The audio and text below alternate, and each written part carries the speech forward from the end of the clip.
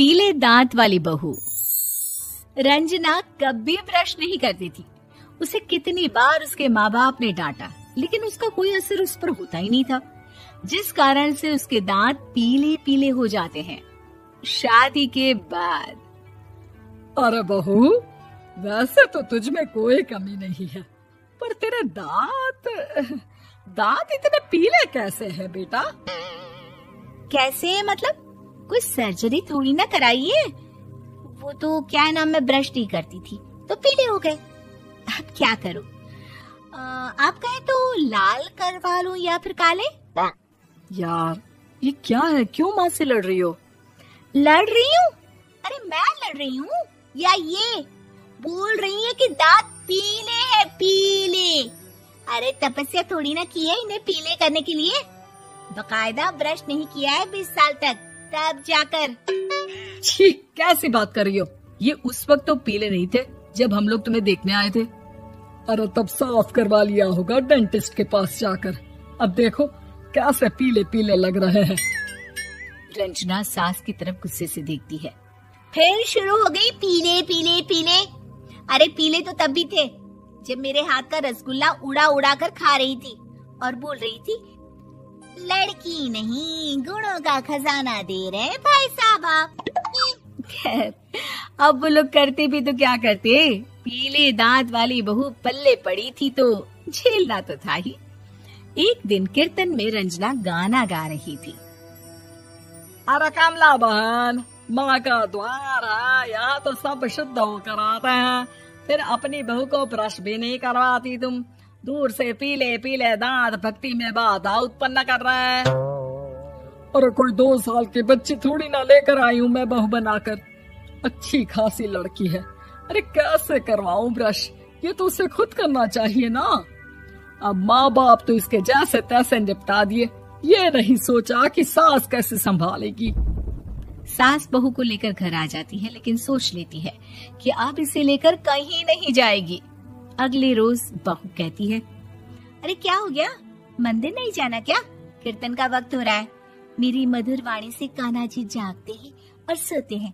आप तो जानती है ना उनकी भक्ति में कितना मन लगता है मेरा। वो क्या है ना, तबीयत ठीक नहीं लग रही है मेरी, आराम करूंगी मैं। तबीयत ठीक नहीं लग रही? अभी तो मिथुन के गाने पर नाच रही थी आप, और अब बोल रही है कि तबीयत ठीक नहीं लग रही। अरे भक्ति में मन लगा लो सासू माँ, ऊपर जाना है, क्या मुंह दिखाओगी आप? हाँ? सास को बहू की बात पर गुस्सा आ जाता है। मैं क्या मुंह दिखाऊंगी, इसकी चिंता तो ना कर, समझी? अपने मुंह की चिंता कर, जो ये पीले पीले दांत लेकर हर जगह पहुंच जाती है। पता है लोग कितना मजाक बनाते हैं। ना जी ना, मैं नहीं जाना कहीं तेरे साथ। तो ये बात है, कोई ना, मत जाओ, मैं अपने कमरे में ही बैठकर भक्ति कर लूंगी।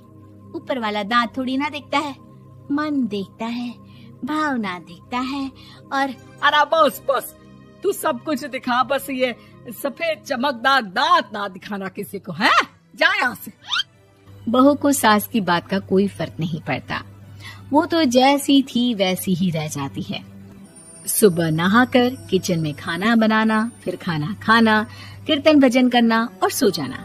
एक दिन, माँ जी मैं सहेली के घर जा रही हूँ, शाम को लेट आऊंगी। हाँ हाँ तो जाना, मैंने कौन सा तेरी आरती करनी है घर पर बैठकर। रंजना सहेली के घर जाती है, जहाँ वो पार्टी में जाने की तैयारी कर रही होती है। अरे शिखा, कहाँ जाने की तैयारी कर रही है? मैं गलत वक्त पर आ गई क्या? अरे नहीं यार, उल्टा सही वक्त पर आ गया। मैंने ये साड़ी और ज्वेलरी निकाली है यार, शाम को इनके ऑफिस की एक पार्टी में जाना है। बताना कैसा लग रहा है ये सब? नहीं यार, इस ड्रेस के साथ तो वो वाली ज्वेलरी अच्छी लगेगी। हाँ हाँ सही बोल रही है, मैंने ध्यान ही नहीं दिया। वैसे तो हमेशा से मस्त फैशन सेंस रखती है। तो बड़ा जाती होगी ना पति के साथ पार्टी में। रंजना कुछ नहीं बोलती, बस सोचती है कि यार काश ये बात सही हो जाती, पर मैं क्यों नहीं जाती पार्टी में? क्या इन लोगों की कोई पार्टी होती नहीं होगी?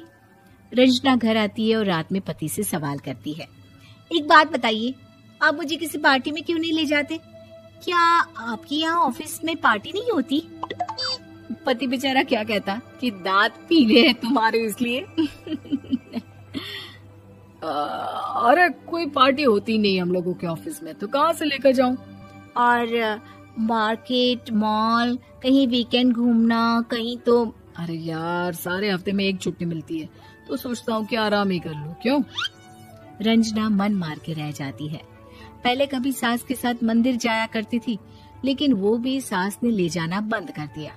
घर बैठी बैठी रंजना बोर हो जाती है। तभी उसे आइडिया आता है और वो मायके जाने का सोचती है। सासू माँ, 2 दिनों के लिए मम्मी के घर जा रही हूँ। अच्छा ठीक है, आराम से जा। और हाँ, माँ से कुछ अच्छी आदत सीख कर आना कि कैसे शरीर के हर भाग की तरह दांतों की सफाई भी जरूरी होती है, समझी? शुरू हो गई ना आप। वो लोग आपकी तरह नहीं है कि छोटी छोटी बात का बतंगड़ बना दे। उन लोगों के लिए मैं मायने रखती हूँ, ना कि मेरे पीले पीले दांत। रंजना माँ को बिना बताए उन लोगों को सरप्राइज देती है, लेकिन जैसे ही वो दरवाजे पर पहुँचती है, अंदर देखती है कि घर वाले कहीं जा रहे होते हैं। अब माँ, काश रंजना दीदी के दांतों वाली प्रॉब्लम नहीं होती, तो वो भी हम लोगों के साथ चलती ना बुआ जी की बेटी की शादी में। हाँ बेटा, लेकिन अब उसे कौन समझाए कि उसको उसके पीले दांत नहीं दिखते, लेकिन उसके आसपास के लोगों को कितना एम्बैरेसिंग फील कराते हैं। मुझे तो कितनी बार उसके स्कूल की टीचर ने शिकायत की कि उसके साथ कोई लड़की बैठना भी नहीं चाहती, और ना ही कॉलेज में कोई उससे बात करना चाहता था। लेकिन पता नहीं क्यों उसे ये बात समझ में ही नहीं आती। कोई कमी नहीं है उस लड़की में, बस यही कि दांत पीले हैं। वो तो भला हो जीजाजी और उनकी माँ का, जो दीदी को जैसी है वैसे ही रखा हुआ है। रंजना को अपने घर वालों की बात सुनकर बहुत दुख होता है। वो सोचती है कि वो क्या करे, लेकिन फिर वो सीधा डेंटिस्ट के पास जाती है, अपने दांत चमकाती है और कसम खाती है कि वो रोज ब्रश करेगी। अरे क्या हो गया?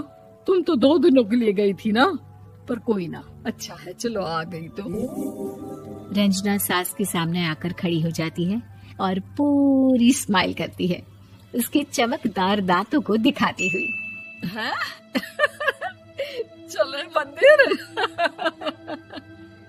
माँ, मुझे माफ कर दीजिए, मैंने आप लोगों को बहुत एम्बैरेसिंग फील करवाया। मैं आज से रोज ब्रश करूंगी।